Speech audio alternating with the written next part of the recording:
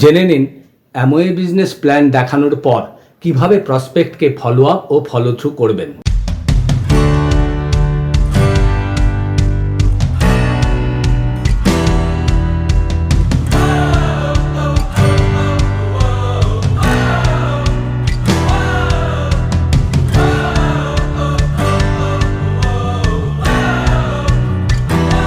Hello friend, I am doctor PK Pal. Welcome to my channel. চলুন অন্যভাবে চিন্তা করি, জীবনটাকে পাল্টে ফেলি। তো ফ্রেন্ড, আজকে আমি যে বইটি পড়ব সেটি হলো আপনার ভবিষ্যৎ গড়ে তোলার উপায়, বিশ্বব্যাপী এক সফল নেটওয়ার্ক মার্কেটিং ব্যবসা গড়ে তোলার গোড়ার কথা। তো আজকের ভিডিও শুরু করার আগে বলি যে এই বইয়ের অন্যান্য অধ্যায়গুলির লিঙ্ক আজকের ভিডিও ডেসক্রিপশনে দেওয়া থাকবে, সেখান থেকে আপনারা সেগুলো দেখতে পারেন। তো চলুন শুরু করা যাক। আপনার ভবিষ্যৎ গড়ে তোলার উপায়, ফলো আপ ও ফলো থ্রু। একটা সফল লাভজনক ব্যবসা গড়ে তোলার প্রক্রিয়ার মধ্যে সবথেকে গুরুত্বপূর্ণ হলো ফলো আপ ও ফলো থ্রু। একজন নতুন লোককে ব্যবসাটা চেনানোর স্বাভাবিক পরিণতি হলে ফলো আপ। প্ল্যানটা এখন তার দেখা হয়ে গেছে, এবার কি করণীয়? প্রসপেক্টের আগ্রহ, সময়সূচি ইত্যাদির উপর নির্ভর করছে। এবার কি করণীয়? আসল উদ্দেশ্যটা হচ্ছে ব্যাপারটা তার মনে টাটকা থাকতে থাকতে এবং একগাদা লোকের সঙ্গে আলোচনা করার ফলে নানা বিরূপ মন্তব্য শুনে তার কান ভারী হওয়ার আগেই যত শীঘ্র সম্ভব অল্প কয়েকদিনের মধ্যেই সেই লোকটি বা দম্পতির সঙ্গে আবার দেখা করা। কখনোই খুব অল্প সময়ের মধ্যে, অর্থাৎ দিন দুয়েক থেকে সপ্তাহ দুয়েকের মধ্যেই ফলো আপ প্রক্রিয়াটি চুকে যায়। কখনো আবার বছর না হলেও মাসের পর মাস ধরে এই বন্ধুত্ব গড়ে তোলা, স্বপ্ন জাগিয়ে তোলা আর তথ্য সরবরাহ করার মাধ্যমে ফলো থ্রু চালিয়ে যেতে হয় যতক্ষণ না তাদের অবস্থা অনুকূল হয় বা মাহিন্দ্র খণ্ডে আসে।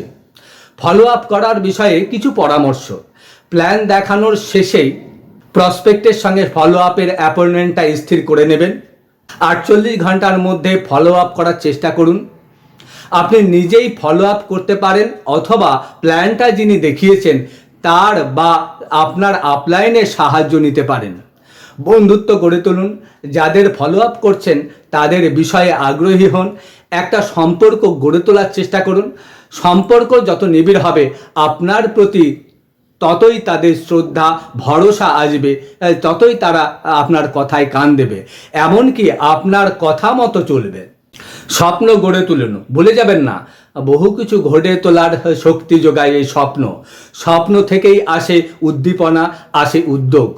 তার স্বপ্নটা ঠিক কি সেটা জানার চেষ্টা করুন। তথ্য ভাণ্ডার গড়ে তুলুন।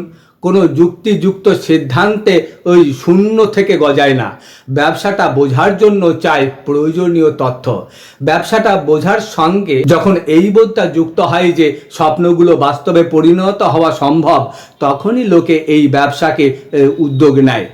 ফলো আপ করার সময় সাধারণত যেসব মন্তব্য বা সংশয়ের মুখোমুখি হতে হয় তার কয়েকটি যথাযোগ্য উত্তর।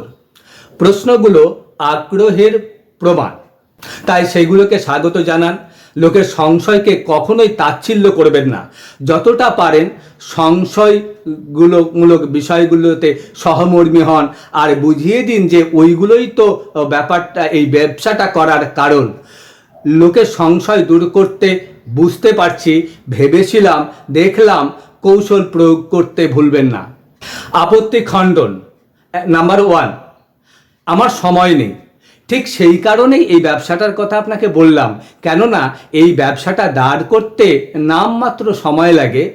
এই ব্যবসাটা সময় সম্প্রসারণ ঘটে বলে যাদের হাতে কম সময় তাদের পক্ষে এই ব্যবসাটাই শ্রেষ্ঠ। নিজের সীমিত সময়ের সদ্ব্যবহার করে অনেক ব্যস্ত মানুষ এই ব্যবসাতে সফল হয়েছে। আসলে এই ব্যবসাটা উচ্চাকাঙ্ক্ষী লোকেদের সামনে অঢেল সময় ও টাকা রোজগারের সুদূর প্রসারী সুযোগ এনে দেয়। 2, আমি বেশি লোককে চিনি না। চেনা অথবা জানা প্রতিটি লোকের জন্য যদি আমি আপনাকে 100 টাকা করে দিতাম, তাহলে আপনি কতগুলো নাম করতে পারতেন?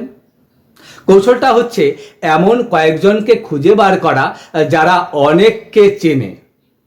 3, আমি খুব মিশুকে বা সেলসম্যান ধরনের লোক নই। আপনার অবস্থাটা আমি মনে প্রাণে অনুভব করতে পারছি, কারণ ব্যবসাটা শুরু করার মুখে আমারও ঠিক এই ধরনের দুশ্চিন্তাই হয়েছিল। কিন্তু ভাগ্যক্রমে আমার স্পন্সর আপলাই নিজের থেকে এগিয়ে এসে আমার এই সমস্যাটা মিটিয়ে দিয়েছে। আমার আর সেলসম্যান হয়ে ওঠার দরকার হয়নি। আসলে এই ব্যবসাটা করতে গেলে সেলসম্যানই হতে হবে এমন কোনো মানে নেই। যেমনের নানা ক্ষেত্রে নানা পেশার লোক নরম করে এই ব্যবসাটা করছে। 4, পরিবারকে বঞ্চিত করে সময়টা এই ব্যবসার পিছনে দিতে আমি রাজি নই। এটি একটি পারিবারিক ব্যবসা, পারিবারিক সম্পর্ককে আরও দৃঢ় করে। নানা পরিবার মিলে একযোগে এই ব্যবসাটা গড়ে তোলে। ছেলে মেয়েদের ভবিষ্যৎ নিয়ে দুশ্চিন্তা দূর করা বা ছেলে মেয়েদের সঙ্গে অনেকটা সময় কাটানোর সুযোগ পাওয়া, এইগুলোই এই ব্যবসা করার মুখ্য উদ্দেশ্য।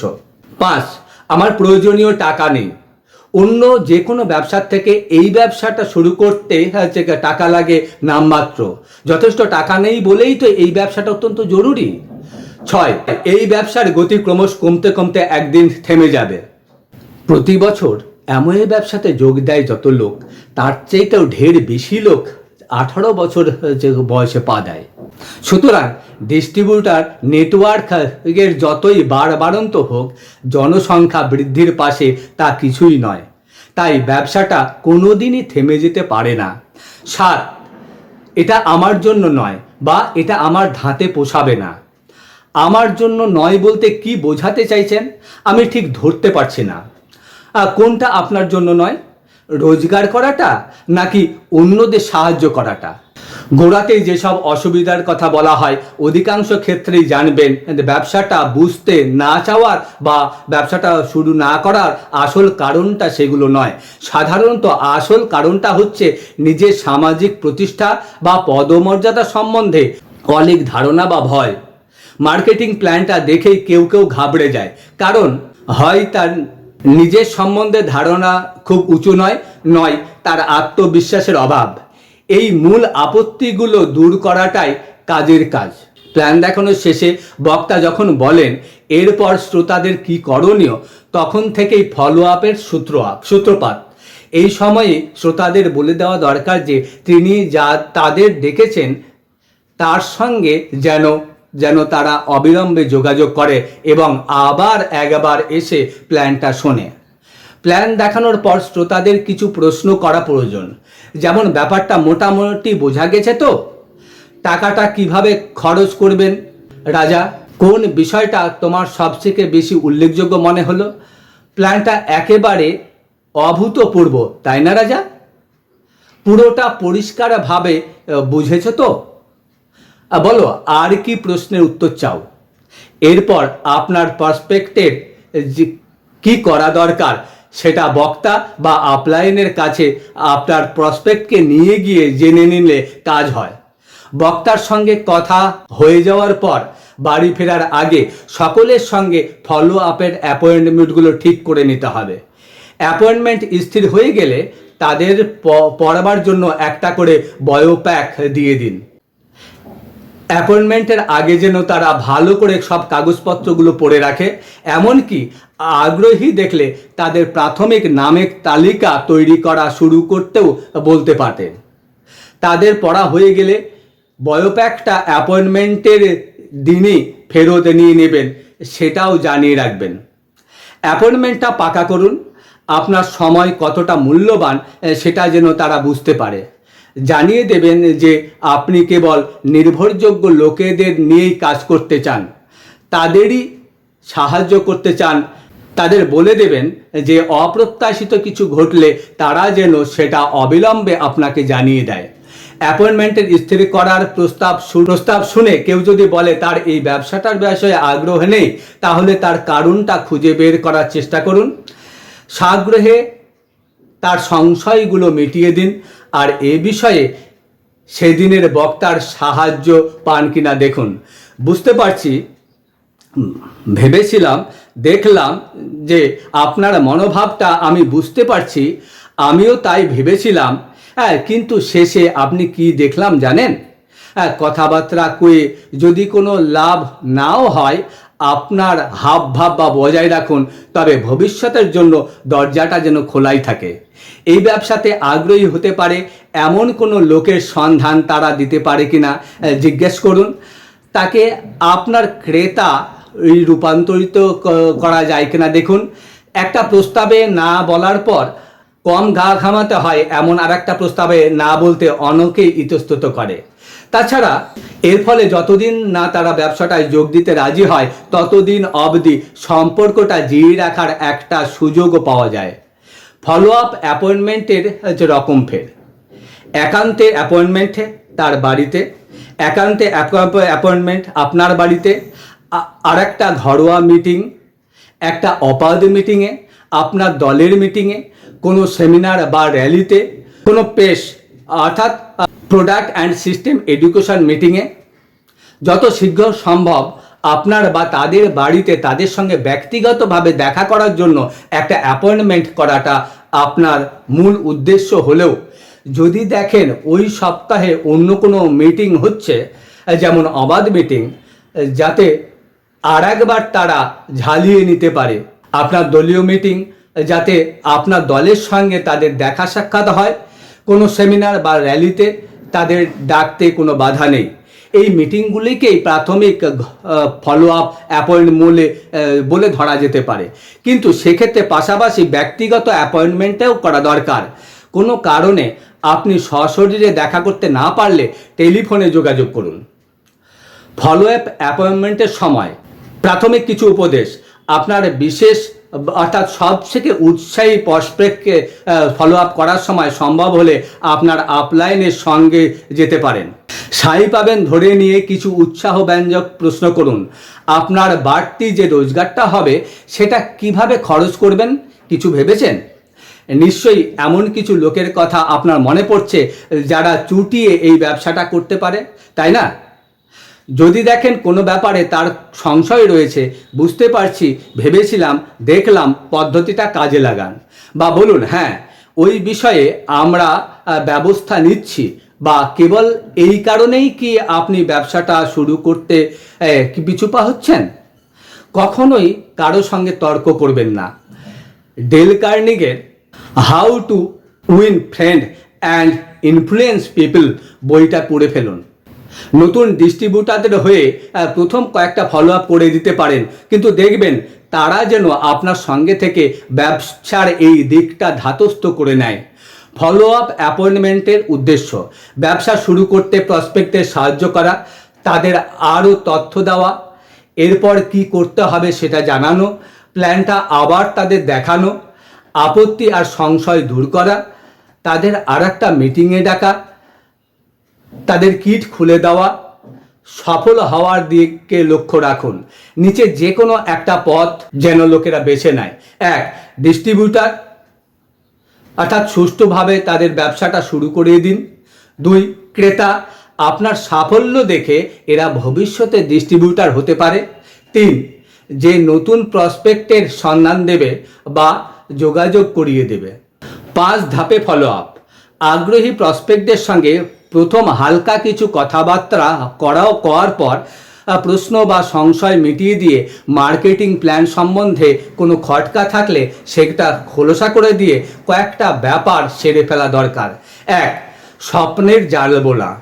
যে বাড়তি টাকাটা আপনি রোজগার করবেন সেটা কোন কোন খাতে খরচ করবেন কিছু ভেবেছেন? উত্তর দিতে যদি তাদের অসুবিধা হয় একটু সাহায্য করুন। যে আপনি কি আগের সব ধার দেনা মিটিয়ে দেবেন? আপনি চাকরি করার দায় থেকে আপনার স্ত্রীকে মুক্ত করে দেবেন? হাত পা ছড়িয়ে থাকার মতো একটা বড় বাড়ি কিনবেন? ইত্যাদি। হ্যাঁ, এমন পরামর্শ দিন যাতে তারা টাকাটা খরচ করে এখন অন্তত মনে মনে। 2. স্বপ্ন পূরণের জন্য যে 4টি প্রবণতা জরুরি সেগুলি বুঝিয়ে দিন। 1. কথা শোনার প্রবণতা। 2. প্রতিশ্রুতি রাখার প্রবণতা। 3. লোকের সঙ্গে মেশার প্রবণতা। 4. গতানুগতিক কেনাকাটা করার অভ্যাস পাল্টানো আর কিছু ক্রেতা তৈরি করার প্রবণতা। 3. তাদের প্রাথমিক নামের ফর্দটা শুরু করান। যদি না তারা ইতিমধ্যে বয় প্যাকেট থেকে ধারণা পেয়ে নামের ফর্দ তৈরি করা শুরু করে থাকে, তাহলে তার কয়েকজন ঘনিষ্ঠ বন্ধুর নাম দিয়ে তার ফর্দটা আপনি শুরু করে দিন। যদি সে এড়িয়ে যেতে চায়, তার সংশয়টা দূর করার চেষ্টা করুন। যদি না পারেন, জোরাজোরি করবেন না। নামের ফর্দ তৈরি করার ব্যাপারে কারো কারো একটু বেশি সময় লাগে। অন্যান্য বিষয়ে নজর দিন, যেমন তাদের একটা ভিডিও দেখানো, তাদের কোনো প্রশ্ন থাকলে তার উত্তর দেওয়া, তাদের সঙ্গে পরবর্তী অ্যাপয়েন্টমেন্ট স্থির করা প্রভৃতি। 4, তাদের সঙ্গে কয়েকটা মিটিংয়ের ব্যবস্থা করুন। যদি আপনি খান্দুই ঘরোয়া মিটিং দিয়ে তাদের ব্যবসাটা শুরু করাতে চান, তো তাদের সঙ্গে দুটো মিটিংয়ের দিন স্থির করে নিন। এই পুস্তিকায় মিটিংয়ে ডাকা অংশটা দেখে নিতে বলুন, আর সেই সঙ্গে আপলাইনের সুপারিশ মতো যোগাযোগ করা আর মিটিংয়ে ডাকা সংক্রান্ত একটা টেপ শুনতে দিন। কয়েকটা মুখোমুখি মিটিং শুনিয়ে বা অবাধ মিটিংয়ে ডেকে তাদের ব্যবসা শুরু করতে সাহায্য করার উদ্দেশ্যে আপনার ক্যালেন্ডারে কয়েকটা দিন অ্যাপয়েন্টমেন্ট করে রাখুন। 5, মিটিংয়ে কিভাবে ডাকতে হয় কয়েকবার দেখিয়ে দিন বা দুজনে মিলে কয়েকটা অ্যাপয়েন্টমেন্ট স্থির করুন।